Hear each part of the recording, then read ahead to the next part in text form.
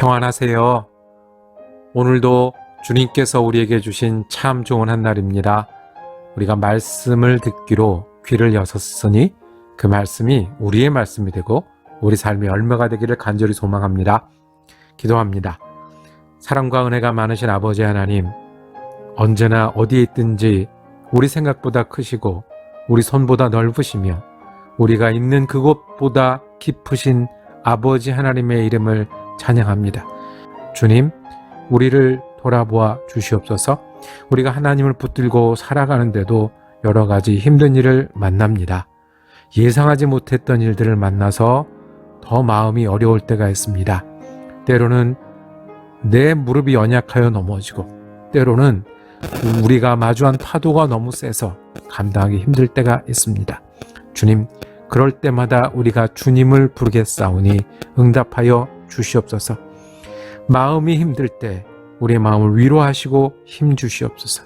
육신이 연약할 때 치유하여 주시고 능력을 더하여 주시옵소서.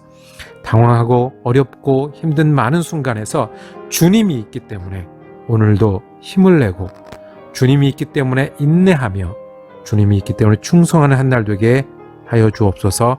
우리 예수 그리스도 이름으로 기도드립니다. 아멘. 오늘 우리가 함께 읽으실 성경 한 장은 사사기 12장입니다. 그 중에 1절에서 3절까지 말씀을 받들어 읽겠습니다. 에브라임 사람들이 모여 북쪽으로 가서 입다에게 이르되, 내가 암몬 자손과 싸우러 나갈 때에 어찌하여 우리를 불러 너와 함께 가게 하지 아니하였느냐? 우리가 반드시 너와 내 집을 불사르리라 하니, 입다가 그들에게 이르되, 나와 내 백성이 암몬 자손과 크게 싸울 때에 내가 너희를 부르되 너희가 나를 그들의 손에서 구원하지 아니한 고로 나는 너희가 도와주지 아니한 것을 보고 내 목숨을 돌보지 아니하고 건너가서 암몬 자손을 쳤더니 여호와께서 그들을 내 손에 넘겨주셨거늘 너희가 어찌하여 오늘 내게 올라와서 나와 더불어 싸우고자 하느냐 하니라. 아멘. 사사기 12장 말씀을 묵상하실 때 그 제목을 브레이크를 걸어줄 친구라고 정하고 은혜 나누기를 원합니다. 브레이크는 멈추는 거죠. 멈추게 해줄 친구입니다. 누굴까요? 예수님입니다. 미국에 오니 영어 쓰는 사람들은 하나님이나 예수님을 친구라고 부르고 노래에도 가사가 그런 게 많이 있어요. 예수님이 우리의 친구, 우리 속마음을 나누고 우리의 도움이 되고 우리가 가족에게도 하지 못하는 이야기, 함께 할 수 없는 시간들을 함께 하시는 친구가 됩니다. 오늘 읽은 사사기 12장에는 입다 이야기가 나옵니다. 사사 입다 이야기입니다. 사사 입다가 요 앞에 11장까지는 전쟁을 하죠. 암몬 자손과 전쟁을 해서 대승을 합니다. 그리고 돌아왔습니다. 그랬더니 돌아온 입다와 입다의 군대에게 시비를 거는 사람들이 있습니다. 에브라임 지파라고 그랬습니다. 에브라임 집안이라고 그랬습니다. 왜 우리를 안 데리고 갔냐라고 묻는 겁니다.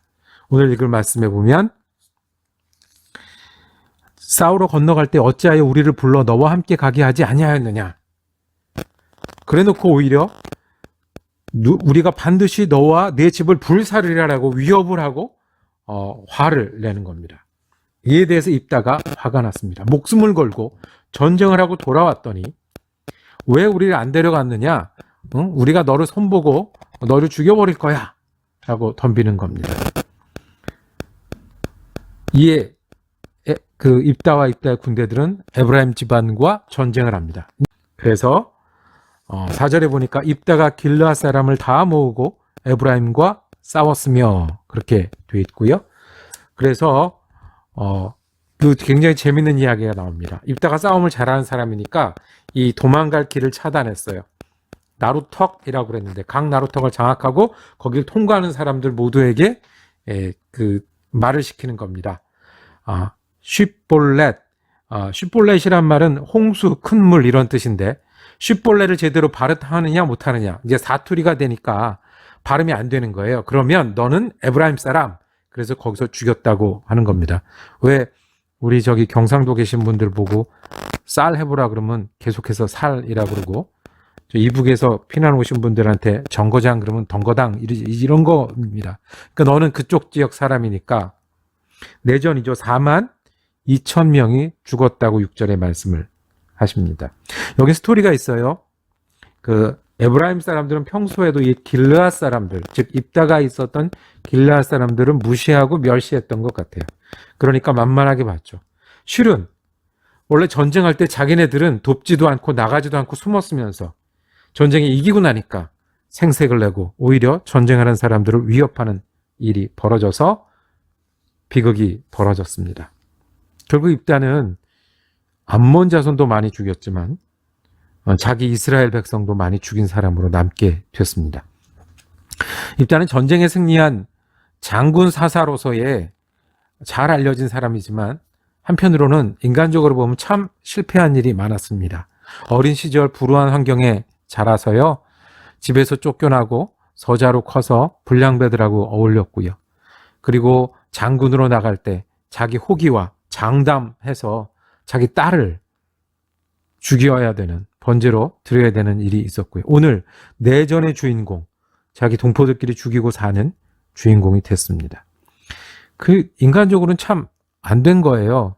환경이 그랬고 그 사람이 거칠 수밖에 없고 그리고 이런저런 사정을 보면 이해가 가는데 결국 입다는 이런 참 불행한 인생을 불행한 그 지도자의 그 이름으로 남겨게 됐어요.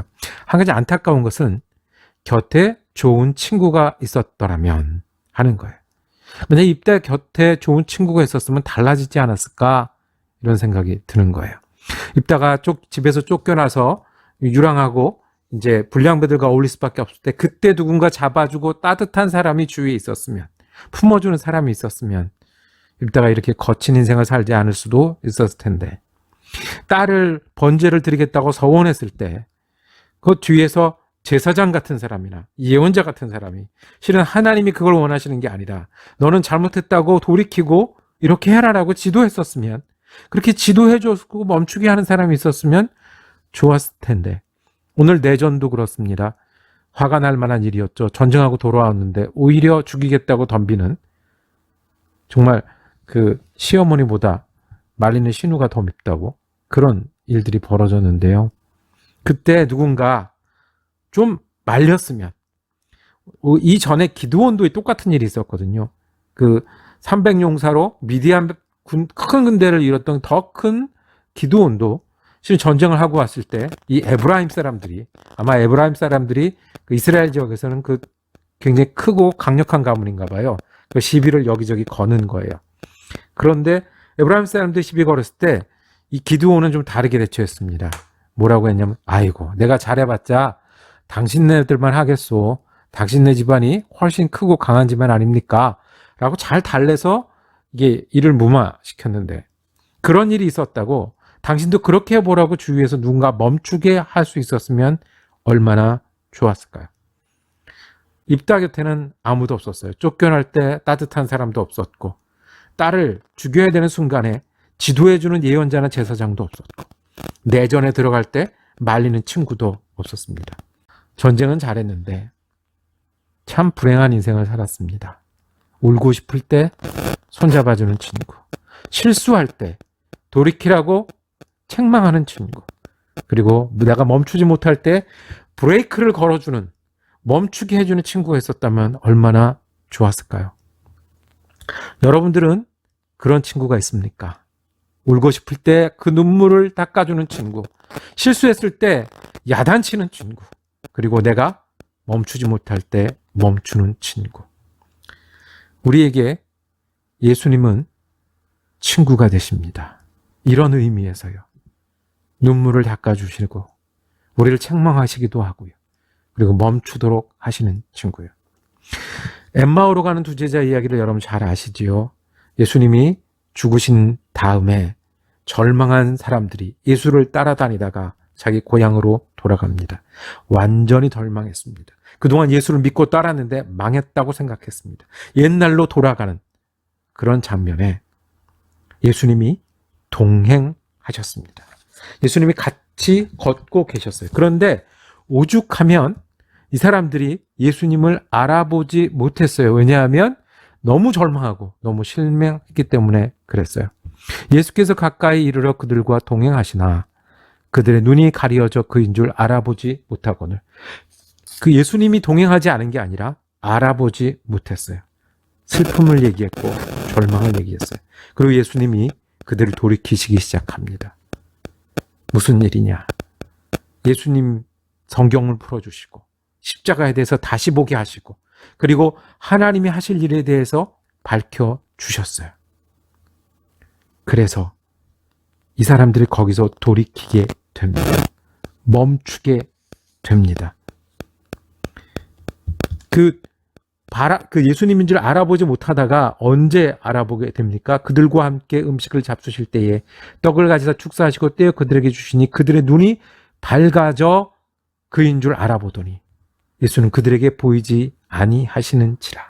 예수님은 곁에서 멈추게 하시고 돌이키게 하시는 친구가 되십니다. 그래서 예수는 우리에게 복음이 됩니다. 예수를 믿는 여러분들은 축복받으신 분이십니다. 예수는 우리가 울고 절망할 때도 동행하십니다. 우리가 보지 못할 때도 동행하십니다. 알지 못할 때도 동행하십니다. 그리고 우리를 멈춰 세우십니다.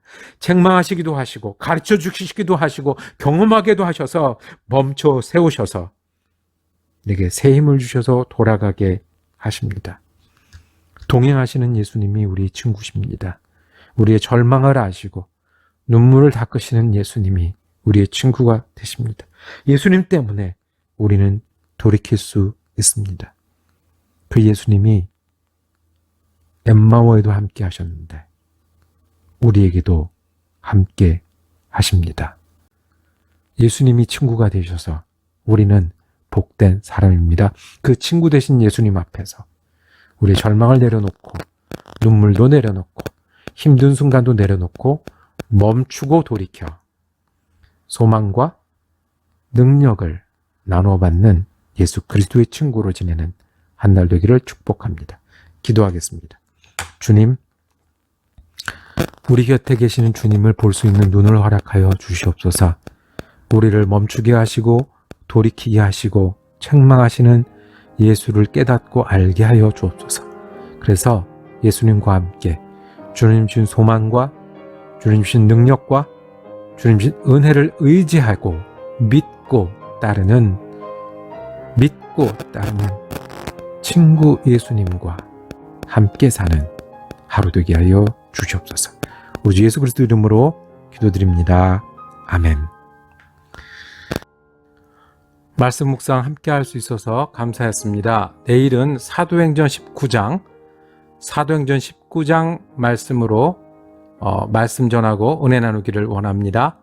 은혜로운 한 날 되시길 축복합니다.